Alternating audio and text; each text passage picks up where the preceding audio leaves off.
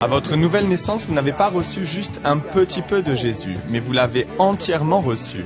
Et c'est en lui qu'habite corporellement toute la plénitude de la divinité. Donc vous ne pouvez pas en recevoir davantage.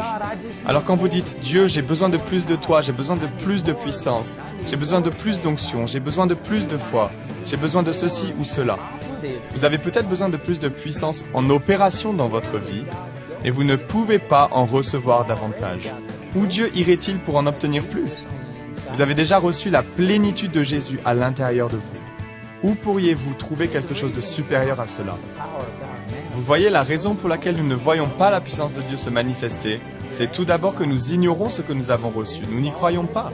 Nous demandons plus à Dieu alors qu'en vérité, vous l'avez déjà reçu. Vous n'avez pas besoin de plus. Ce dont vous avez besoin, c'est la révélation de ce que vous avez déjà. Il vous faut commencer à utiliser ce que vous avez déjà. Il vous faut commencer à vivre par la foi plutôt que dans l'incrédulité.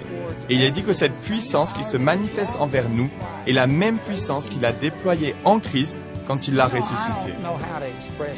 Vous savez, je ne sais pas vraiment comment expliquer cela, mais si vous pouviez connecter la puissance de Dieu à une sorte de compteur qui pourrait la mesurer, comme un de ces compteurs à aiguilles qui se balance de droite à gauche, imaginons que l'on puisse, d'une manière ou d'une autre, mesurer la puissance de Dieu. Je crois que la création de l'univers a été quelque chose d'extraordinaire. Mais c'est loin d'être aussi grand que la résurrection de Jésus d'entre les morts. Cette puissance ferait dérailler le compteur. Et l'une des raisons pour lesquelles je crois cela, c'est parce que lors de la création, il n'y avait aucune résistance. Rien n'indique que Satan existait à cette époque. Il était encore Lucifer, un ange point qui travaillait pour Dieu, et non contre lui. Il n'y avait pas d'ange déchu. Il n'y a pas eu de résistance à la création.